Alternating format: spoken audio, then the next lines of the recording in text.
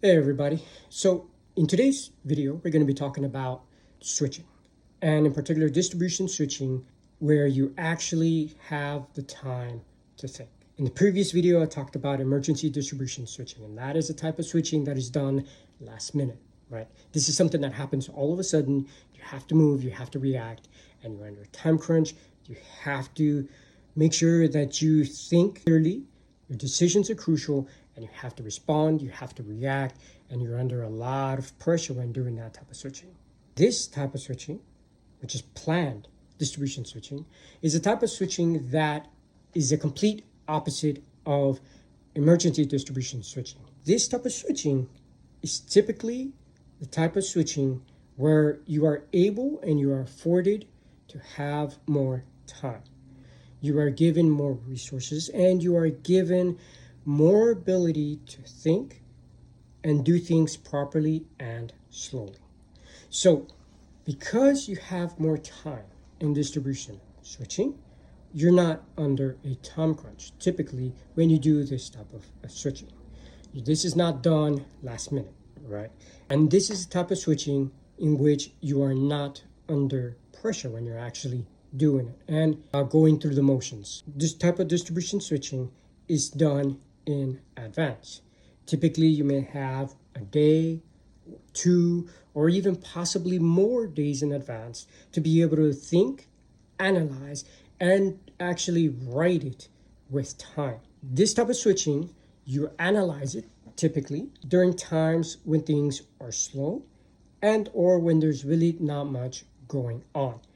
Plus, it's typically written on days and moments when things are a little bit on the slower side, whether it be on a slower day shift where there's not much going on. It might be a weekend shift. It might be a night shift where you actually sit down to write everything out clearly according to the needs of this distribution switching.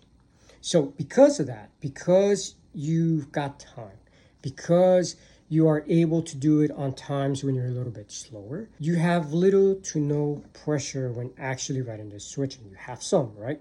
Because you have the ultimate responsibility in writing it, but there's not as much pressure as compared to, let's say, the emergency distribution switching where you have to respond and react right away, right?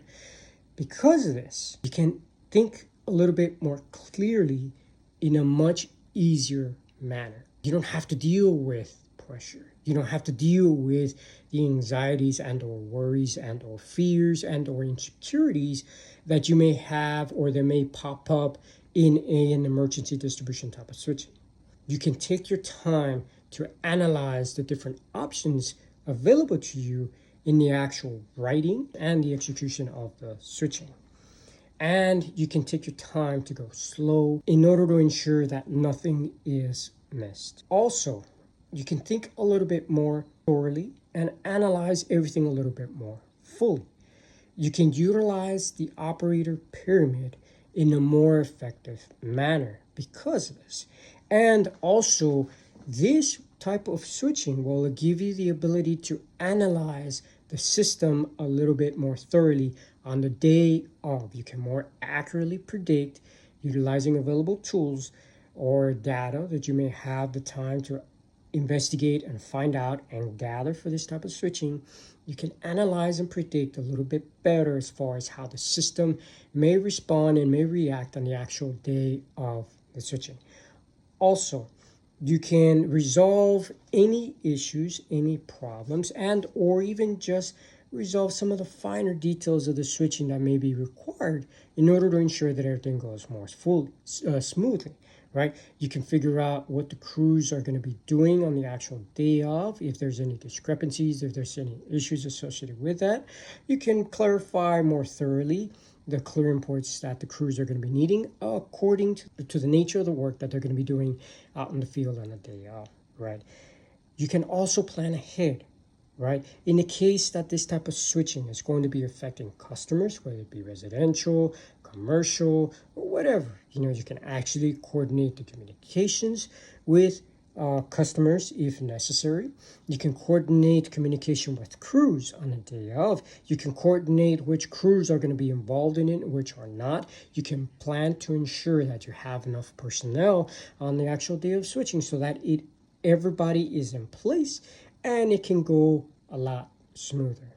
Also, in the case that you have other types of switching going on in that day, you can modify, stop, and or wait. You can coordinate these switching operations to ensure that it does not affect other switching going on at that day, at that time. And you can better coordinate how you're going to proceed with your switching to ensure that you utilize the available crews efficiently and effectively.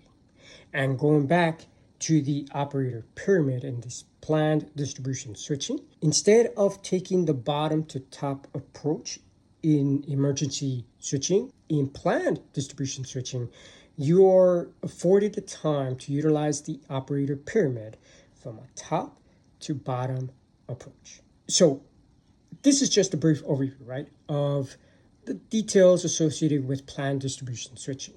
In future videos, I hope to more thoroughly break it down and show how just the basics and the fundamentals of actually what it takes to write distribution switching when you've got time. Utilizing the operator pyramid, breaking it down, and more thoroughly explaining how you can utilize the operator pyramid from a top-down approach when writing and analyzing and doing planned distribution switching. Until next time, see you later.